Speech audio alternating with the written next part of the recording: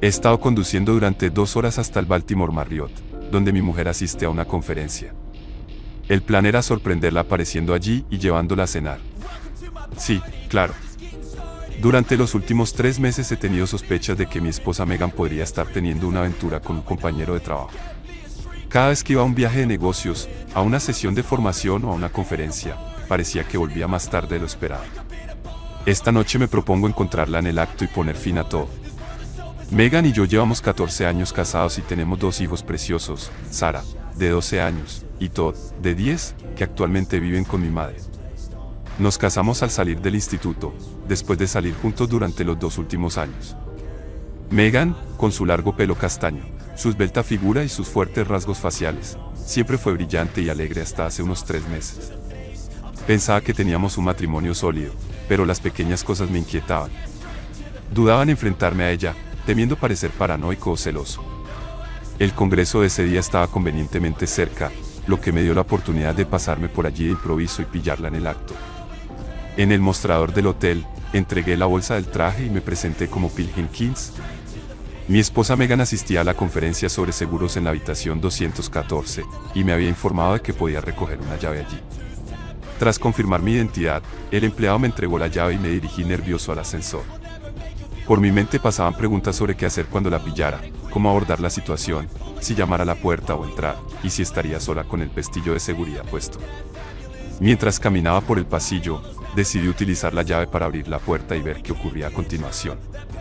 Intentando no hacer ruido, abrí la puerta y me encontré a Megan sentada en un escritorio con su maletín abierto, haciendo papeleo. Se dio la vuelta con un grito y se mostró sorprendida por mi inesperada presencia. Le expliqué que tenía algo de tiempo libre y pensé en pasarme para invitarla a cenar. Megan acogió con agrado la idea y supuso que me quedaría a pasar la noche, expresando su deseo de tener compañía. Se acercó y me dio un beso. Al darme cuenta de que mi plan para pillarla engañándome había fracasado, le pregunté en broma si queríamos tener un momento íntimo antes de cenar. Megan sonrió y sugirió que disfrutáramos de un encuentro carnal antes de que ella se duchara, prometiendo una noche lo que yo quisiera. Después de compartir una breve y apasionada sesión de intimidad, Megan, con una gran sonrisa, se dirigió al baño para ducharse. Yo me recogí y me senté en la cama, sintiéndome aliviado de que mis sospechas fueran infundadas y agradecido de no haber perdido a la mujer que amaba. Mientras Megan se duchaba, noté que su neceser estaba sobre la cómoda, lo que me impulsó a buscar aspirinas en mi bolsillo para aliviar el dolor de cabeza que me había provocado la conducción. No encontré ninguna pastilla de aspirina, pero en el bolsillo lateral de la cartera me llamó la atención algo extraño. Lentamente, saqué del estuche un paquete de 6 anticonceptivos y los sostuve en la mano mientras me sentaba en la cama. Tras el nacimiento de Todd, Megan empezó a tomar píldoras anticonceptivas que le producían náuseas, lo que me llevó a tomar la decisión de hacerme una vasectomía. Desde entonces, habíamos dejado de usar anticoncepción, disfrutando de la libertad de no tener que preocuparnos por pastillas o métodos anticonceptivos. Ahora surgía la pregunta, ¿por qué había anticonceptivos en el neceser de Megan? No soy tonto, y rápidamente llegué a la conclusión de que mi maravillosa esposa me estaba engañando. Pero no sabía qué hacer a continuación. Rebuscando en su neceser, encontré unos imperdibles guardados para emergencias con la ropa. Cogí uno y, con cuidado, hice un agujero en el centro de cada anticonceptivo, volviéndolos a colocar en su sitio a medida que los encontraba. Mientras Megan seguía en la ducha, me puse en contacto con un amigo en casa. Informé a Freddy de que necesitaba que me hiciera un favor, y aceptó sin dudarlo. Le pedí que esperara 1 hora y luego me llamara al móvil, explicándome que se había reventado una tubería en el colegio y que necesitaba regresar urgentemente. Le aseguré a Freddy que solo tenía que hacer la llamada y yo me encargaría del resto. Él reconoció el plan y prometió llamar sobre las 7, mientras Megan se duchaba, reflexioné sobre lo que sucedería después de la llamada de Freddy. Sabía que tenía que tomar alguna medida al respecto, pero aún no estaba seguro de cuál.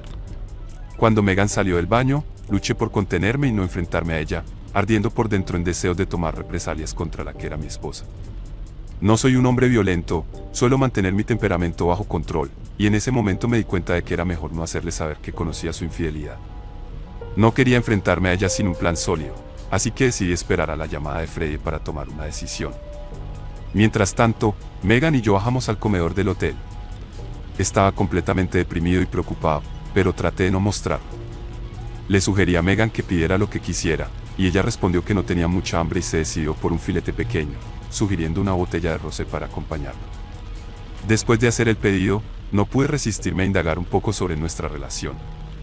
Le pregunté a Megan si era feliz con nuestro matrimonio, a lo que respondió afirmativamente. Megan mencionó que tenía una casa bonita, 2 hijos estupendos y un marido que la quería, y dijo que no podía pedir más. Le conté que a veces me preguntaba si estaba haciendo todo lo posible para mantenerla feliz, expresando mis sentimientos de suerte por tener una esposa tan fabulosa, y cómo tenía que pellizcarme para creer que era real. Ella me tranquilizó, llamándome tonto y reconociendo que por eso había conducido hasta allí para verla. Expresó que no creía que tuviera nada de qué preocuparme, ya que estaba feliz y contenta y creía que estaba haciendo todo lo correcto. Añadió que una mujer no podía pedir un marido mejor.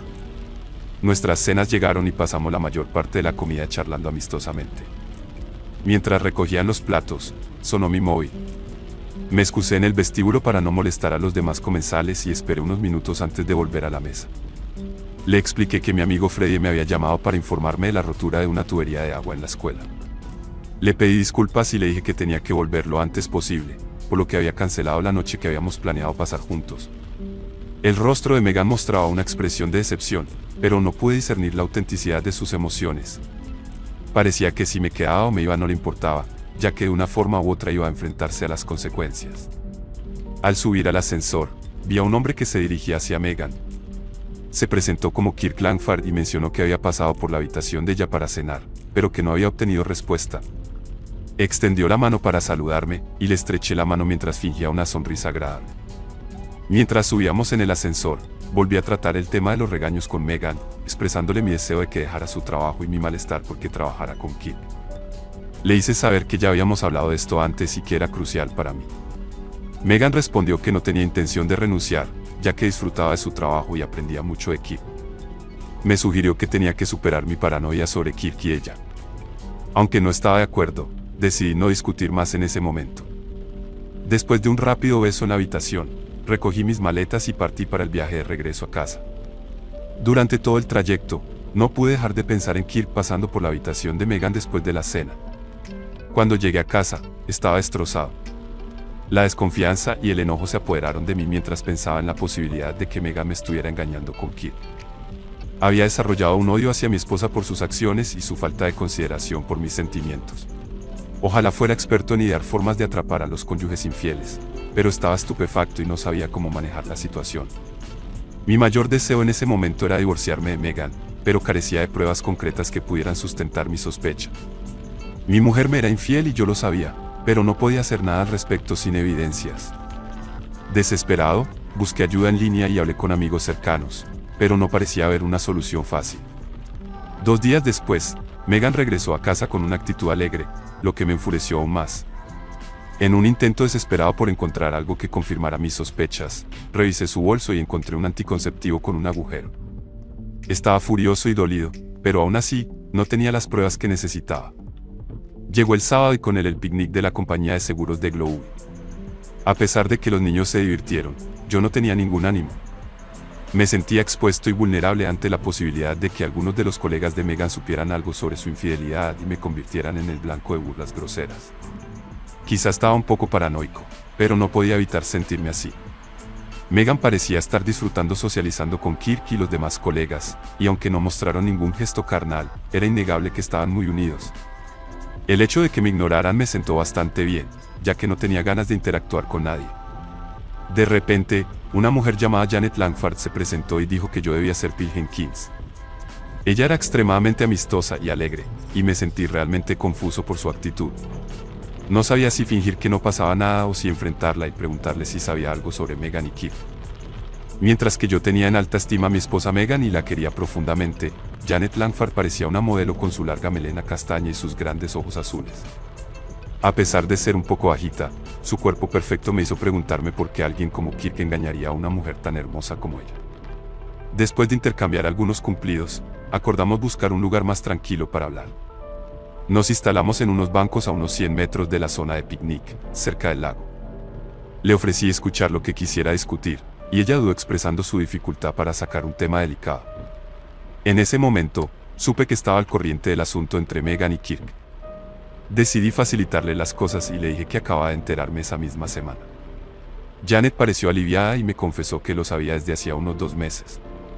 Ella explicó sus planes de solicitar los papeles del divorcio y reveló que había contratado a un detective privado para reunir pruebas contra Kirk. Su abogado le había aconsejado que la voluntad de Megan de testificar o firmar una declaración notarial sobre la aventura reforzaría su caso en el tribunal. Le pregunté sobre el tipo de pruebas que el detective había reunido, y Janet mencionó que tenía fotos comprometedoras y conversaciones telefónicas grabadas entre Megan y Kirk. Me ofreció la posibilidad de enfrentar juntos a nuestras parejas y usar las pruebas para asegurarnos de que no pudieran negar lo que habían hecho. Aunque todavía no tenía videos, creía que las fotos eran convincentes. También tenía fechas y horas que podrían utilizarse como pruebas. Janet expresó su voluntad de trabajar en ello y preguntó si mi abogado podría ayudarla con los mismos papeles de divorcio utilizando algunas de las pruebas que yo tenía. Hizo hincapié en su falta de pruebas y mencionó su agradecimiento por cualquier ayuda que yo pudiera proporcionar. Además, le informé que había emprendido acciones legales contra Globus, la empresa en la que trabajaban Megan y Kirk. Tenía declaraciones que confirmaban que determinados directivos de la empresa estaban al corriente de la aventura y no habían tomado ninguna medida para detenerla. Se enfrentaban a una elección: despedir a los 2 individuos implicados o enfrentarse a una demanda de $1 millón. Estaba orgulloso de mis esfuerzos por buscar justicia y le dije a Janet que era una cantidad impresionante. Kirk iba a jugar al golf mañana por la mañana, y le pregunté si podía venir a casa a media mañana. Le sugerí que debía estar fuera hasta última hora de la tarde, para que tuviéramos tiempo suficiente para revisar las pruebas juntos. Le dije que podría mostrarle lo que tenía y que podríamos averiguar si había algo que pudiéramos hacer juntos para enfrentar la situación. Le proporcioné mi dirección, 26 de Hemlock Cave, en Crestmont, y ella estuvo de acuerdo con el plan. Aunque no era realmente una cita, había una clara conexión entre nosotros en nuestro deseo de buscar justicia y resolver las infidelidades de nuestras parejas. Los dos nos reímos un poco, y me sentí a gusto con ella. Caminamos de regreso al área de picnic y nadie pareció notar que habíamos estado ausentes. Me sentía mucho mejor y empezaba a creer que tal vez, con la ayuda de Janet, todo este lío podría resolverse. Eso esperaba. Como era de esperar, a la mañana siguiente Megan me informó de que tenía que hacer unas compras y que estaría fuera un par de horas. Aproveché la oportunidad, y tan pronto como se fue, dejé a los niños en casa de mi madre y me dirigí a Crestmont. Janet me recibió en la puerta y nos dirigimos a su estudio. Había un bonito sofá de cuero en la habitación y enfrente una gran mesa con un monitor de ordenador que mostraba la imagen de una habitación de motel vacía. Me hizo un gesto para que me sentara y me ofreció una selección de bebidas, cerveza, refrescos y vino. Elegí un refresco normal, concretamente Pepsi. Le pedí a Janet que me contara lo que estaba pasando y cómo había organizado todo esto. Ella me explicó que en unos minutos veríamos a su marido Kirk jugar una partida de golf en directo, y que yo podría reconocer al caddy que lo acompañaba. Cuando le pregunté cómo había logrado organizarlo todo, Janet me dijo que le había costado $400 prepararlo y que Kirk se haría cargo de los gastos sin sospechar nada. Esperaba que la sesión durara unas 2 horas, así que me animó a ponerme cómodo. Mencionó que habría palomitas y nachos para acompañar la visualización y añadió que obtendría un DVD de toda la sesión, facilitándome gustosamente una copia. Aunque admitió que no quería presenciar cómo se desarrollaban los acontecimientos, también expresó que no se perdería por nada del mundo el espectáculo. Mantuvimos una pequeña charla durante unos 20 minutos mientras esperábamos, durante la cual Janet compartió la información que había recopilado sobre el asunto, incluidas fotos, cintas y documentos. Los detalles que proporcionó me dejaron asombrado y destrozado a la vez, confirmando las acciones de Megan y Kirk. Sorprendentemente, Janet reveló que tenía 3 grandes estanques koi en el patio trasero. Expresé mi interés en llevar a mis hijos a verlos algún día, y ella pareció complacida con la idea. El monitor mostró actividad y, tal como había predicho Janet, Kirk y Megan entraron en la habitación del motel. Se desnudaron inmediatamente, sin perder tiempo en conversaciones triviales ni juegos preliminares. El video era claro y nítido, aunque el sonido estaba un poco distorsionado. Me siento incómodo viendo a mi mujer y a su marido en esa situación, comenté a Janet mientras observábamos la escena. Vaya, no se ve un cuerpo así muy a menudo, dijo ella, y esbozó una sonrisa. No supe qué responder, ya que ver a mi mujer en aquella situación me dejó sin palabras. La experiencia me resultaba cada vez más incómoda. Finalmente me dirigí a Janet, expresándole mi malestar y preguntándole si teníamos que verlo todo. Supuse que ella tampoco estaba interesada en seguir viendo. Janet me confirmó que no estaba realmente interesada en presenciar la escena y decidimos interrumpir el visionado. Para ser honesto, Presenciar a mi esposa en actividades íntimas con otro hombre es algo desagradable, y me siento un poco incómodo viéndolo contigo a mi lado, confesé a Janet. Sin embargo, todo el evento está siendo grabado, que es todo lo que necesitamos para los abogados, y no necesariamente tenemos que verlo. Creo que podemos apagarlo ahora. No puedo decir que disfrutara de lo que vimos, y la trama parecía bastante predecible. Tras esa incómoda experiencia, decidí cambiar de tema y le pregunté a Janet si planeaba volver a casa o algo así. Quería distraer mi mente de lo que acababa de presenciar y recordé sus estanques koi. Bueno, en realidad esperaba que pudieras enseñarme tus estanques koi, le dije. Creo que sería mucho más interesante que 2 horas de resoplidos y gemidos. Sus ojos se iluminaron al mostrar interés por su afición. Mientras caminábamos hacia la parte trasera de la casa, podía escuchar a Megan alcanzar su primer clímax en el video, y no pude evitar pensar que yo iba a pasar una tarde más agradable que mi mujer.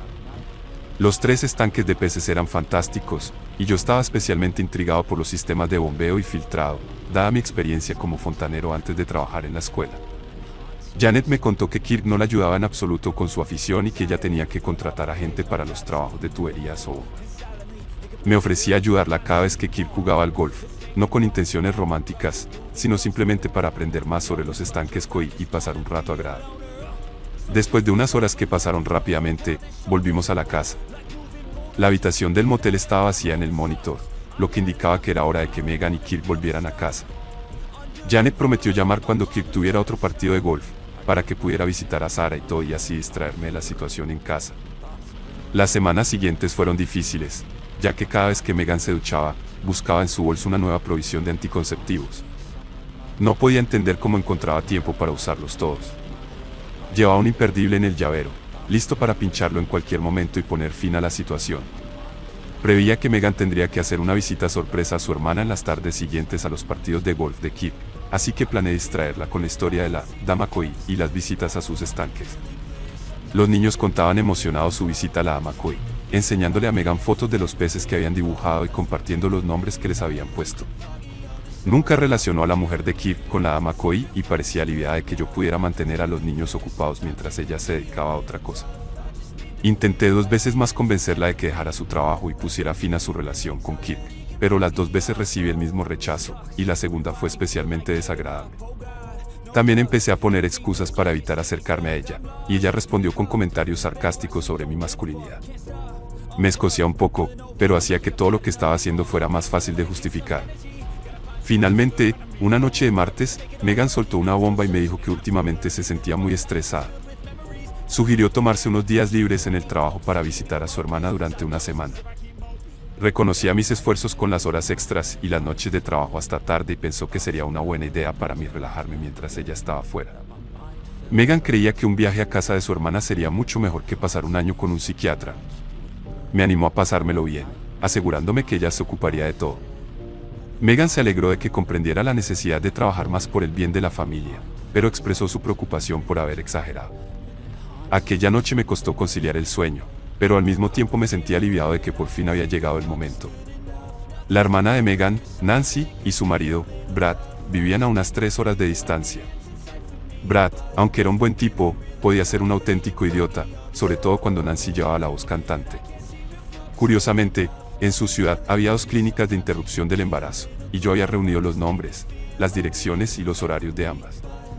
Me familiaricé con los términos del acuerdo requerido para los servicios en cada clínica, tomando nota de los 2 días de enfriamiento. La coincidencia era demasiado grande como para ignorarla. Sabía que estaba a punto de descubrir la verdad, y aunque me preocupaba cómo afectaría a nuestro matrimonio, también sentía un cierto alivio. Al menos podría enfrentar a Megan con evidencia concreta y esperar que fuera sincera conmigo. Ambas clínicas exigían un periodo de enfriamiento. Suponiendo que Megan tuviera su primera cita el miércoles, lo más pronto que podría programar el procedimiento sería el viernes, lo que le daría unos días de recuperación antes de volver a casa. Esto me proporcionaba 1 día y medio para ultimar mis planes, lo que parecía manejable. Después de que Megan se fuera de viaje de descanso y recuperación, empecé a hacer los preparativos.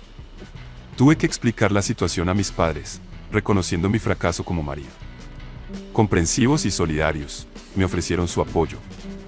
Los niños disfrutaban del tiempo que pasaban con mis padres, y el camión de papá sería útil para trasladar las pertenencias de Megan.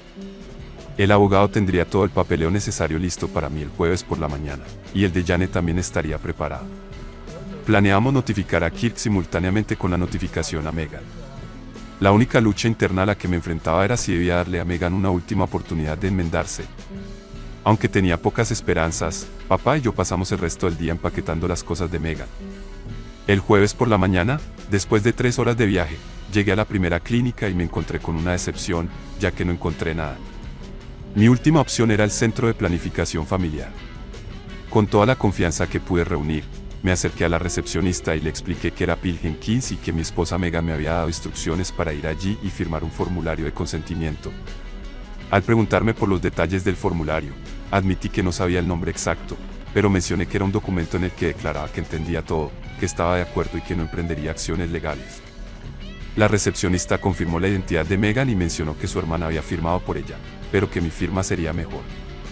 Comprobó el ordenador durante unos segundos y luego recuperó el expediente. Aproveché la oportunidad y firmé el formulario justo debajo de la firma de Nancy. Al enterarme de que el procedimiento estaba programado para el viernes a las 11 de la mañana, con la condición de estar allí una hora antes, pregunté por los pagos pendientes. Saqué mi chequera y la puse sobre el mostrador. La recepcionista me aseguró que Megan ya había pagado la cantidad total de $800 en efectivo y que no había nada más que pagar en ese momento. Le agradecí su ayuda y le dije que me había facilitado mucho el proceso. Cuando llegué a casa de Nancy y Brad, la acogida fue abrumadoramente insincera, rozando lo cómico. Megan inició la conversación, mostrándose sorprendida por mi presencia y preguntando qué hacía allí.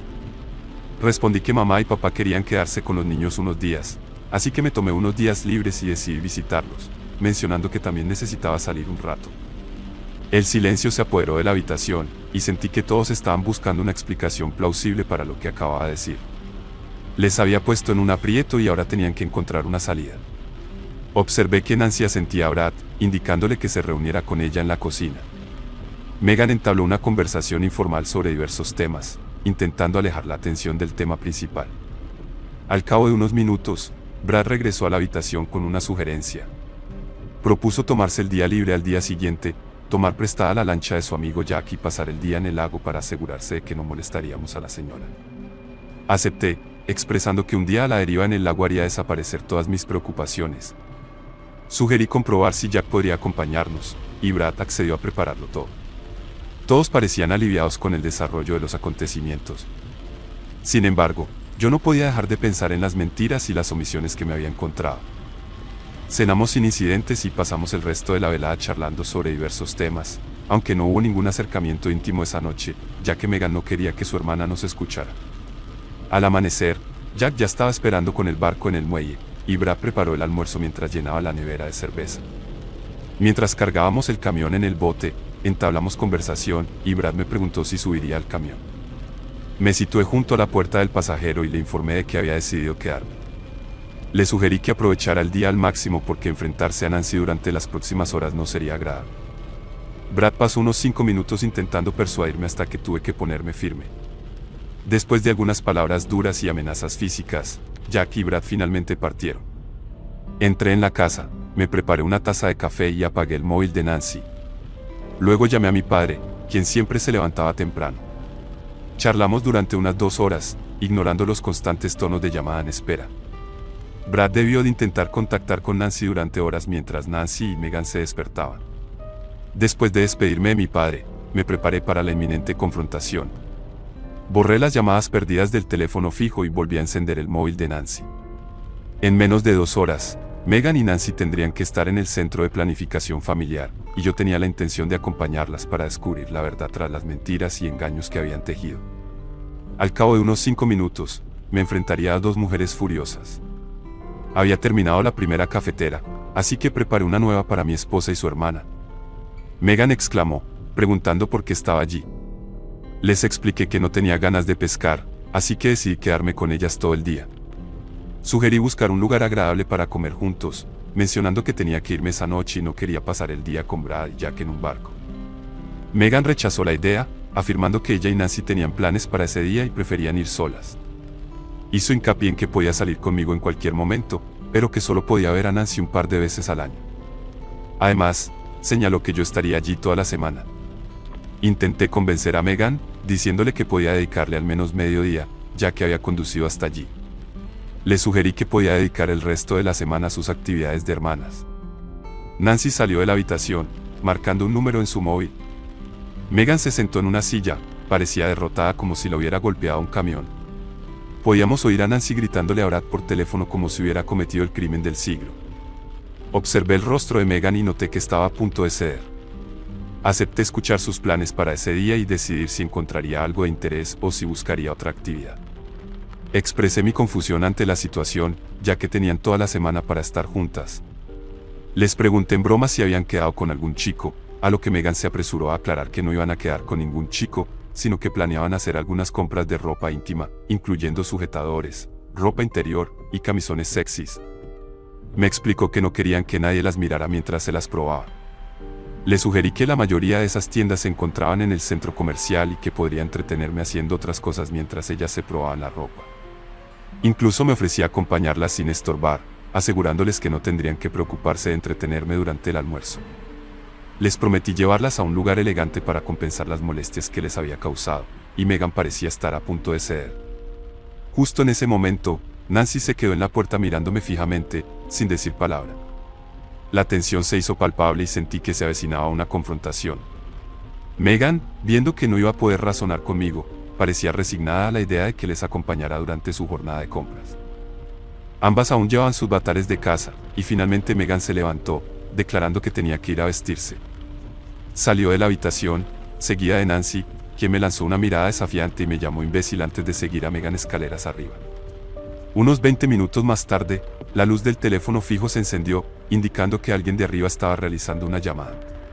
El reloj marcaba la hora en que debían llegar al centro de planificación familiar. Me pregunté qué haría si intentaran marcharse sin mí, planeando seguirlos y asegurarme de que lo supieran. Sin embargo, no creía que lo intentaran.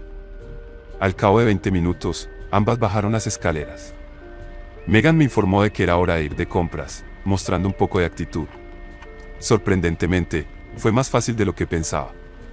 La llamada de arriba era probablemente al centro de planificación familiar, posiblemente para reprogramar la cita. Como había mencionado que me iría esa tarde, supuse que habían decidido que la mejor manera de evitar cualquier confrontación era esperar a que me fuera. No pretendía evitar que Megan se hiciera la intervención, pero sí deseaba ponérselo difícil. Insistí en llevar mi coche para tener el control de la situación y no arriesgarme a que me dejaran en algún lugar. A pocos kilómetros de la casa, me detuve en una estación de servicio para llenar el depósito de gasolina, revisar el aceite y el agua, e incluso limpié el parabrisas. Fue la vez que más tiempo dediqué al mantenimiento del automóvil, mientras Megan y Nancy esperaban con impaciencia. Al llegar al centro comercial, aparqué intencionalmente lejos para forzarlas a caminar. Una vez dentro, les dije que las dejaría solas, pero les eché un ojo de vez en cuando sin mostrar interés por sus compras.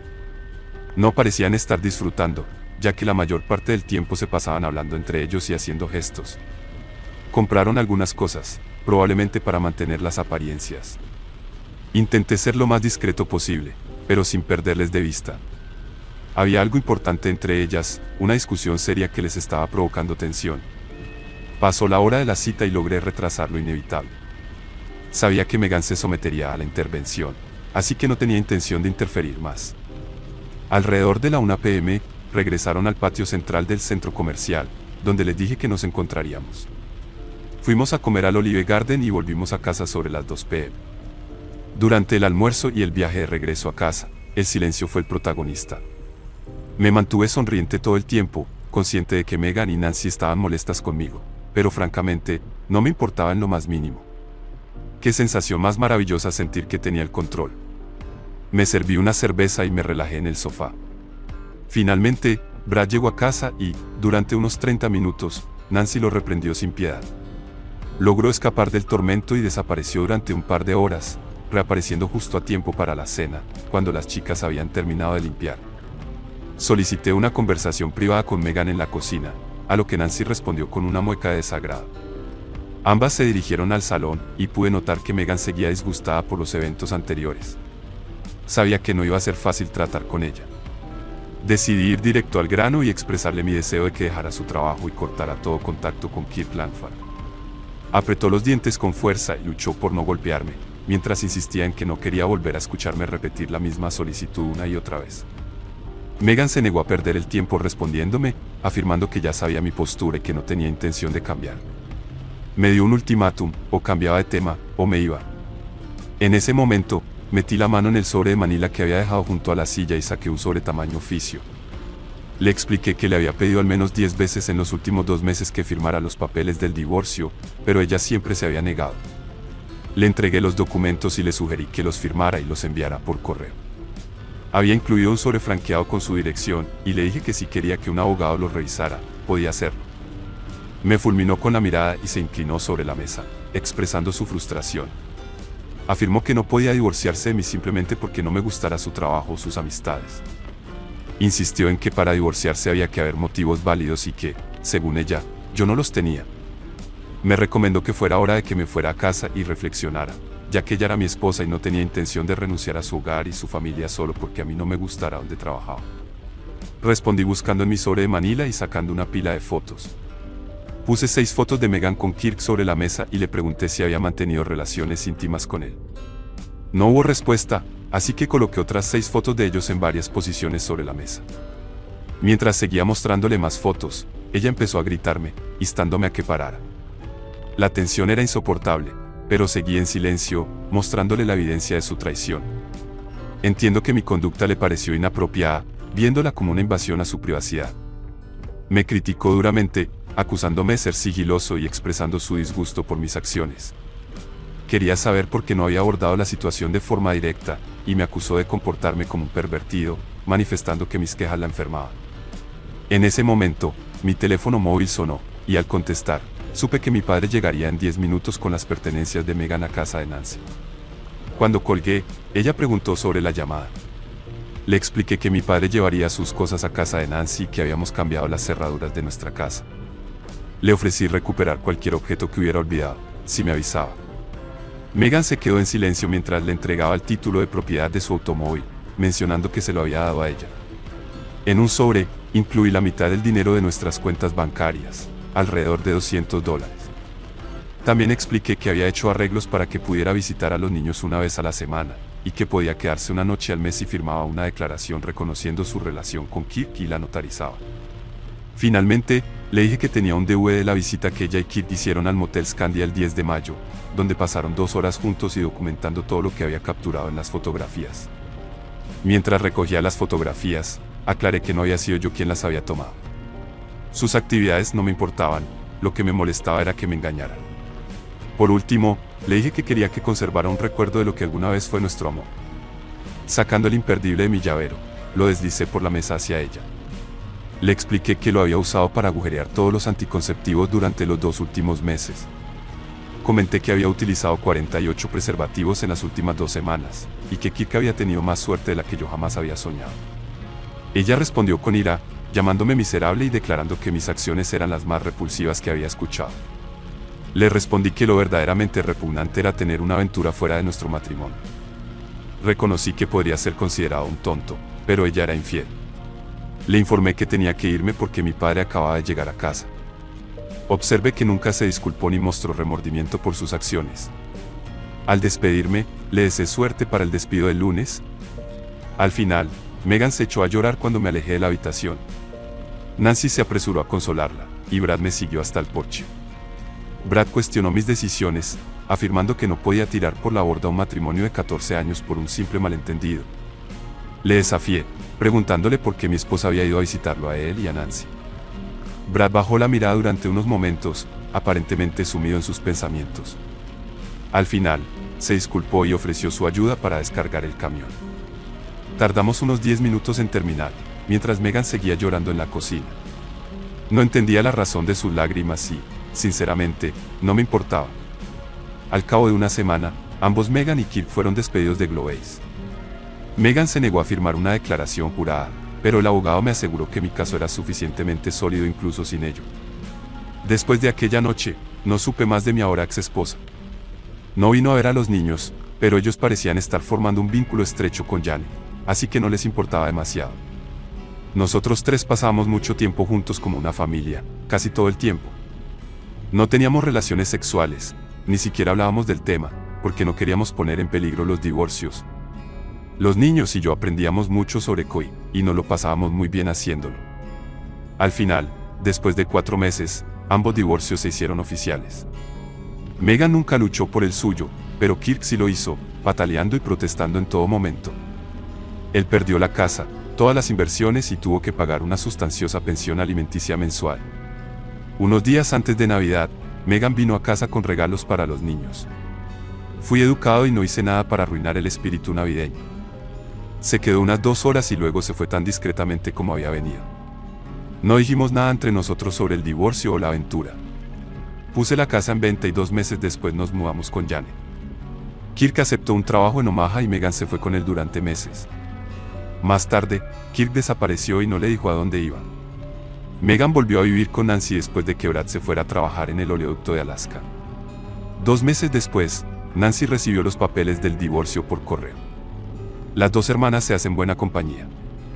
Janet y yo nos sentimos como el uno con el otro. Ella adora a los niños y ellos sienten lo mismo por ella. Planeamos casarnos en junio y dedicamos cada momento que podemos a practicar para la luna de miel. Segunda historia. Necesitábamos tener una conversación seria, de eso no hay duda. Cuando miré a la mujer que había sido mi esposa durante más de 2 décadas, era evidente que los últimos años habían cambiado la dinámica entre nosotros. Se acabó, dijo, con la voz entrecortada, casi ahogándose en las palabras. Mickey y yo ya no estamos juntos. Asentí con la cabeza, dándole el pésame mientras ella permanecía de pie, con las manos entrelazadas nerviosamente, y continuó contándome que habían pasado casi 3 años desde que me prometió que las cosas volverían a la normalidad. Le pregunté suavemente por los motivos de la ruptura. Olivia, evitando el contacto visual, mencionó mi creciente infelicidad en los últimos meses. La rutina se había apoderado de nuestra relación y la chispa mágica había desaparecido. La situación me resultaba familiar, y no pude evitar recordar una conversación que había tenido lugar hacía más de 2 años, cuando Olivia me había confesado que nuestra vida íntima se había vuelto monótona y que había comenzado una aventura con un hombre más joven y enérgico. Hizo claro que pretendía seguir con la relación, dejándome frente a un ultimátum, aceptarlo o arriesgarme a perderla a ella, nuestra casa, nuestros hijos y mi trabajo, que tenía en la empresa de su padre. Incluso me amenazó con acusarme de maltrato doméstico. Los recuerdos inundaban mi mente, y el sentimiento de déjà vu era inquietante. Olivia me recordó que ya me había dicho que la situación no duraría para siempre. Me agradeció mi paciencia y comprensión durante todo ese tiempo. Yo simplemente encogí los hombros, sin aportar mucho a la conversación. Ella siguió hablando y esbozó sus planes para nuestro futuro. Me propuso que volviéramos a la normalidad y que yo regresara a nuestro dormitorio cuando lo deseara, incluso esa misma noche. Alegó que estaba angustiada emocionalmente porque Mickey había terminado su relación de forma abrupta. Curioso por las acciones de Mickey, le pregunté qué le había dicho. Olivia, entre sollozos, reveló que la había criticado por envejecer y aseguró que había engordado demasiado. Expresó su descontento al ser visto con ella en público y afirmó que buscaba a alguien más joven en su vida. Escuché atentamente sus palabras, evitando mostrar desacuerdo con el juicio de Mickey. Me mostré reacio a volver a compartir nuestra cama, pensando en las numerosas ocasiones en las que Olivia y Mickey la habían usado. Olivia aclaró que nunca invitaba a Mickey cuando yo estaba en casa, refiriéndose a las veces que yo estaba en el trabajo o de viaje de negocios en Francia. Sugirió que nos deshiciéramos de la cama vieja y compráramos una nueva. Al día siguiente, le respondí sarcásticamente que estaría bien una cama nueva, lo que creó un silencio incómodo entre nosotros. Finalmente, Olivia me prometió con entusiasmo que me compensaría, admitiendo que hacía más de 1 año que no teníamos intimidad. Me aseguró que las cosas podrían volver a ser como antes. Me pregunté si realmente podría ser igual que antes, y Olivia, ganando confianza, insistió en que sí. Expresó su optimismo de que podríamos volver a ser como antes, pero yo me pregunté si podríamos recuperar lo que teníamos después de toda la vergüenza que había sufrido ante nuestra familia y amigos. Le recordé cómo había dejado de frecuentar el pub local para evitar encontrarme con mis amigos. Sabiendo que Olivia y Mickey solían ir allí, Olivia se disculpó, admitiendo que sus acciones podrían haber sido desconsideradas en ese aspecto. Escuché sus justificaciones al argumentar que todos estaban al corriente de su aventura con Mickey. Incluso insinuó que mis comparaciones entre las habilidades de Mickey en la cama y las mías habían contribuido a la situación. Recordé los comentarios hirientes que sus amigos me habían hecho al respecto. Olivia insistió en que Mickey no era mejor, sino simplemente diferente y más excitante de lo que nuestra vida íntima había llegado a ser. Aunque entendía su punto de vista, expresé mi reluctancia a volver fácilmente a nuestro dormitorio. Alegando el golpe a mi ego masculino, Olivia sugirió una escapada de fin de semana a Brighton, hospedándonos en un conocido hotel y llevando mi clásico Jaguar. Le comenté la dificultad de regresar a nuestra antigua rutina íntima, pero ella insistió en que sería una oportunidad para fortalecer nuestra relación. Le sorprendí al revelarle que había vendido el Jaguar hacía un año, resaltando la poca atención que había prestado a mi vida. Olivia quedó atónita al enterarse de que había deshecho el querido coche en el que había invertido innumerables horas de restauración. Le expliqué que era imposible recuperarlo, y me sugirió que utilizara fondos de la empresa o de su fideicomiso para comprar otro. Me negué, recalcando que no estaba en venta y preguntando de dónde sacaría el dinero. Le informé a Olivia que había renunciado al dinero del fideicomiso hacía 5 meses y expliqué que los fondos se destinaban a la compra de viviendas para nuestros hijos. Ella parecía sorprendida y me preguntó si el dinero procedía de esa fuente. Le recordé que sí le había mencionado la situación, incluyendo mi decisión de vender el Jaguar. Le señalé que en ese momento estaba preocupada por su aventura y no prestó mucha atención a lo que leí. Olivia preguntó acerca de la situación financiera de la empresa familiar, y le confirmé que la empresa estaba en buenas condiciones, pero ya no era de nuestra propiedad. Parecía confundida y desconectada del reciente papeleo que había sellado la transacción. Ansiosa por comprender nuestra situación financiera, Olivia preguntó sobre la venta de la empresa y si seguíamos siendo adinerados. Le dejé reflexionar un momento sobre los cambios que habían ocurrido mientras estaba absorta en su aventura con Mike. Finalmente, le revelé que su parte de la venta de la empresa casi cubría la hipoteca de la casa. Olivia, visiblemente confundida, preguntó sobre la hipoteca, revelando su distanciamiento con los asuntos financieros. Le aclaré que había utilizado mi parte para adquirir un velero de 45 pies, ya que me había jubilado anticipadamente y planeaba pasar mis días navegando por los mares. Olivia expresó su consternación, declarando su odio hacia los barcos y el mar. Reconocí sus sentimientos, pero le insistí en que, de todas maneras, no había lugar para ella en el barco. Olivia exigió una explicación, preguntando por qué no había sitio para ella en una embarcación tan grande. Después de pensar en su aversión al mar, le expliqué que el velero estaba diseñado para 2 personas, incluido el marinero que había contratado recientemente. A pesar de ello, Olivia insistió en que podía acompañarme, sugiriendo explorar el Mediterráneo o navegar hacia el sur de Francia, recordándome lo bien que lo había pasado allí con Mike el año pasado. Intervine mencionando que solo había un camarote en el barco, más o menos. Ella repitió en voz alta su sorpresa por el camarote único y preguntó por el lugar donde dormiría el marinero. Le dije que se trataba de una mujer que compartía mi cama desde hacía algún tiempo. Al enterarse de que la marinera Giselle era una francesa rubia de 28 años, experta en navegación, cocina y placeres íntimos, Olivia estalló en llanto. Al día siguiente, partí hacia Francia para reunirme con mi barco y Giselle, dejando a Olivia en su estado de lágrimas. Tardé algún tiempo, pero mi plan se estaba convirtiendo en realidad. No le había contado a Olivia sobre la villa de 6 habitaciones que había adquirido en las cercanías, utilizando el dinero que había ahorrado antes de vender la empresa.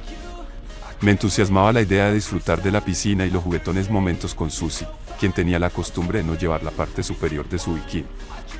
También me alegraba la idea de abrir las puertas del garaje, donde mi viejo Jaguar XK140 había estado solo demasiado tiempo. Pronto nos llevaría a Giselle y a mí a un conocido restaurante costero francés. En cuanto a Mike, su suerte dio un giro negativo cuando fue asaltado a la salida de su bar favorito, sufriendo lesiones que incluyeron 5 costillas rotas, las rótulas destrozadas y la pérdida de su bolso y uno de sus testículos. Parecía que las tornas habían cambiado, marcando el final de sus días felices.